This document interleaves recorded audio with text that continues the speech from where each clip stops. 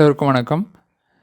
இந்த பதிவில் நம்ம எதை பற்றி பார்க்க போகிறோம் அப்படின்னா, லினக்ஸ் டைரக்டரி ஸ்ட்ரக்சர், அதாவது லினக்ஸில் உள்ள ஃபோல்டர்ஸ் பற்றியெல்லாம் பார்க்க போகிறோம்.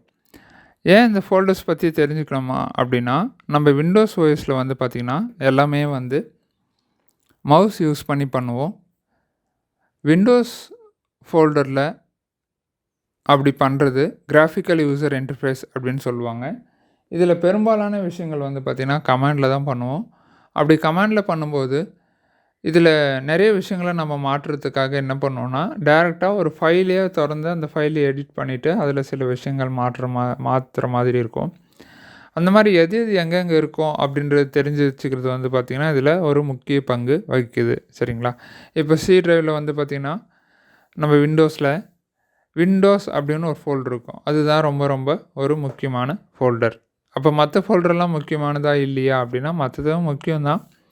ரொம்ப முக்கியமானது வந்து பார்த்திங்கன்னா அந்த விண்டோஸ். ஏன்னா எல்லா ப்ரோக்ராமும் ஓஎஸ்க்கானது அதுலேருந்து தான் ரன் ஆகும். அந்த மாதிரி லினக்ஸ்ன்னு எடுத்துக்கிட்டோம் அப்படின்னா ரூட் டைரக்டரி அப்படின்னு சொல்லுவாங்க. அதாவது ஒரு ஸ்லாஷ் இருக்கும். அந்த ஸ்லாஷு தான் ரூட் அப்படின்னு சொல்லுவாங்க. இங்கே நான் என்ன பண்ணியிருக்கேன் அப்படின்னா, ரூட் டைரக்டரியில் நம்ம எல்எஸ் அப்படின்ற ஒரு கமாண்டை யூஸ் பண்ணியிருக்கோம்.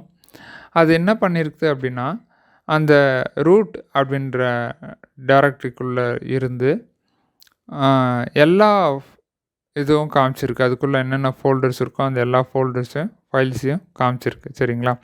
முக்கியமாக இது எல்லாமே ஃபோல்டர் தான். சரிங்களா? சரி, அந்த ஃபோல்டருடைய யூஸ் என்னென்ன அப்படின்னு பார்த்துப்போம். இப்போ ஃபஸ்ட்டு எடுத்தோன்னே ஒரு ஸ்லாஷ் அப்படின்னு இருக்கு இல்லைங்களா? இந்த ஸ்லாஷ்னால் என்ன அப்படின்னா, இதை வந்து ரூட் டைரக்டரி அப்படின்னு சொல்கிறாங்க. சரிங்களா? அதாவது எல்லா டைரக்டரிக்கும் ஹெட் இது தான், டாப் லெவல் அப்படின்னு சொல்லுவாங்க. இதுக்கு கீழே தான் மற்ற ஃபோல்டர்ஸே இருக்கும். இப்போ விண்டோஸ்னு எடுத்துக்கிட்டால் நமக்கு தனியாக வந்து பார்த்திங்கன்னா பூட் அப்படின்னு சொல்லி ஒரு டைரக்டரி க்ரியேட் ஆகும். பெரும்பாலும் நீங்கள் லினக்ஸ் ஓஎஸ் ஆட்டோமேட்டிக்காக இன்ஸ்டால் பண்ணும்போது அதையே பார்ட்டிஷன் பண்ணிக்க சொன்னீங்க அப்படின்னா அது என்ன பண்ணுன்னா, எல்லாத்தையுமே ரூட் டைரக்டரி ரூட்டுன்ற ஃபோல்டருக்குள்ளே கொண்டு வந்துடும். சரிங்களா? ஸோ ரூட்டு தான் வந்து பார்த்திங்கன்னா லீடர், ஹெட்டு அப்படின்னு சொல்லலாம். இல்லை எல்லாத்தையும் தனக்குள்ளே வச்சுருக்கிற ஒருத்தர் அப்படின்னு சொல்லலாம். சரிங்களா? அதை வந்து ஒரு ஸ்லாஷ் அப்படின்னு மென்ஷன் பண்ணி முடிச்சுருவாங்க. அதுக்கு அடுத்ததாக வந்து பார்த்திங்கன்னா பின் அப்படின்னு இருக்குது. இந்த பின்னுக்குள்ளே என்ன இருக்கும் அப்படின்னா எக்ஸிக்யூட்டபிள் ஃபைல்ஸ்.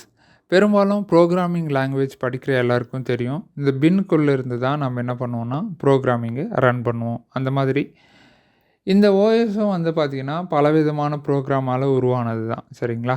ஸோ இதுக்குள்ளே என்ன ஆகுதுன்னா ஒரு ப்ரோக்ராம் தான் ரன் ஆகுது. அந்த மாதிரி ரன் ஆகிற ப்ரோக்ராமை லினக்ஸ் பொறுத்த வரைக்கும் நேரடியாகவே நம்ம பார்க்க முடியும். அந்த ஃபைல்ஸ் எல்லாம் எங்கே இருக்குது, அந்த எக்ஸிக்யூட் பண்ணக்கூடிய ஃபைல்ஸ் எல்லாம் எங்கே இருக்குன்னா பின் அப்படின்ற ஃபோல்டருக்குள்ளே இருக்குது அப்படின்னு சொல்கிறாங்க. அதுக்கப்புறம் டிஇவி அப்படின்றத பற்றி சொல்லியிருக்காங்க. டிஇவினா என்னென்னா டிவைசஸ். அப்போ எதெல்லாம் டிவைஸ்? நம்ம கணினியோடு இணைஞ்சிருக்கிற input output devices, keyboard, mouse, monitor, plus வந்து பார்த்திங்கன்னா நம்ம வந்து வெப் கேமரா, இல்லை மைக்கோ, ஹெட்ஃபோனோ, பென் ட்ரைவ், இந்த மாதிரி printer, scanner, input and output devices.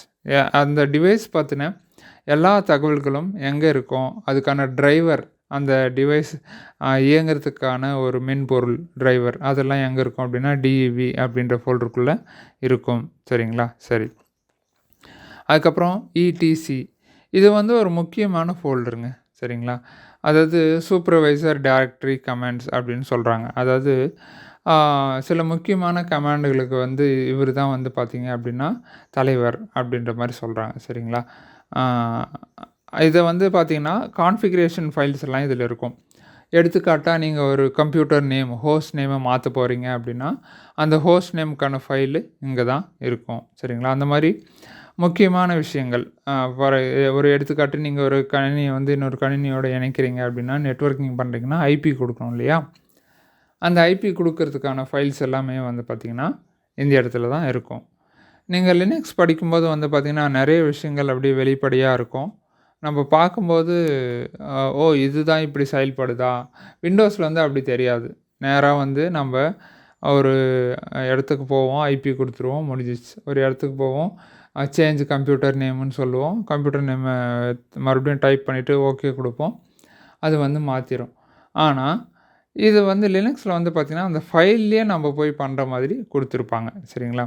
அப்புறம் எல்ஐபி அப்படின்னா லைப்ரரி ஃபைல்ஸ் இல்லைனா கர்னல் ஃபைல்ஸ் அப்படின்னு சொல்லுவாங்க. கர்னல்லாம் என்னன்றதை நம்ம ஒரு தனி பதிவில் பார்ப்போம்.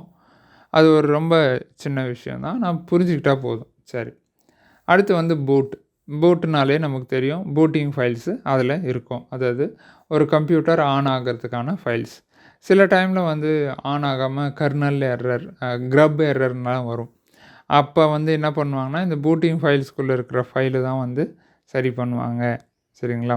அதுக்கு அடுத்து ஹோம்னா என்னென்னா ஹோம் டைரக்டரி. இதில் தான் என்ன இருக்குன்னா டாக்குமெண்ட்ஸு, டெஸ்க்டாப்பு, மியூசிக்கு, பிக்சர்ஸு இந்த மாதிரி ஃபோல்டர்லாம் இதுக்குள்ளே தான் இருக்கும். அப்புறம் எம்என்டி அப்படின்னா மவுண்ட்டு. இப்போது ஒரு பார்ட்டிஷன் புதுசாக நம்ம க்ரியேட் பண்ணுறோம் அப்படின்னு வச்சுக்கோங்களேன். அது மட்டும் இல்லாமல் நம்ம வந்து சிடி ட்ரைவ் இருக்குது, ஃப்ளாப்பி டிஸ்க் இருக்குது, இதிலெல்லாம் வந்து ஒரு பென் ட்ரைவ் இருக்குது. இதெல்லாம் நம்ம ஒரு கணினியோடு இணைக்கும்போது அது என்ன ஆகும்னா நமக்கு வந்து காமிக்கும் சரிங்களா. அது வந்து மவுண்டிங் பாயிண்ட்டுன்னு சொல்லுவாங்க. மவுண்ட் ஆனால் தான் அது என்ன ஆகும் நமக்கு காமிக்கும். அது வந்து எங்கே ஆகும்னா இந்த எம்என்டி அப்படின்ற ஃபோல்டருக்குள்ளே ஆகும். அடுத்து பிஆர்ஓசி. இது வந்து பார்த்திங்கன்னா ப்ராசஸ்.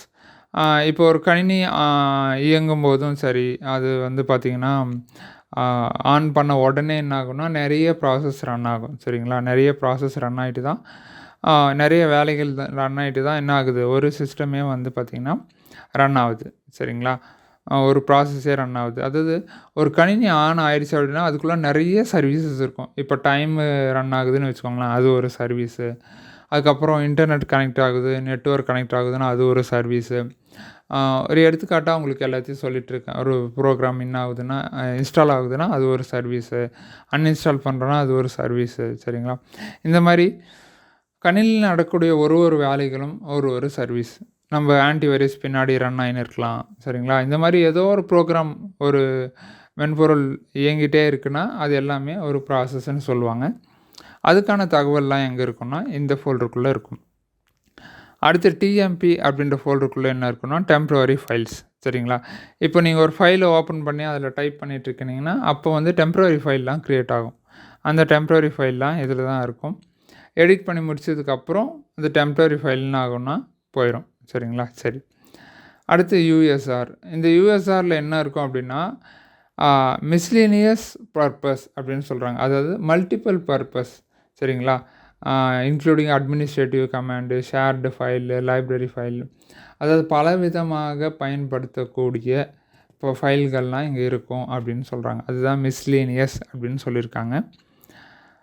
அதுக்கு அடுத்ததாக வந்து பார்த்திங்கன்னா வேர் அப்படின்னு சொல்லியிருக்காங்க. வேர்னா வேரியபிள் லென்த் ஃபைல்ஸ் அப்படின்னு சொல்கிறாங்க. அவர் எடுத்துக்காட்டாக சொல்லணுன்னா நம்ம செய்யக்கூடிய வேலைகளுக்கு எல்லாத்துக்குமே லாக் க்ரியேட் ஆகும் சரிங்களா. அந்த லாகு, பிரிண்ட்டு ஃபைலு, அந்த மாதிரி ஃபைல்கள்லாம் இதில் இருக்கும் அப்படின்னு சொல்கிறாங்க.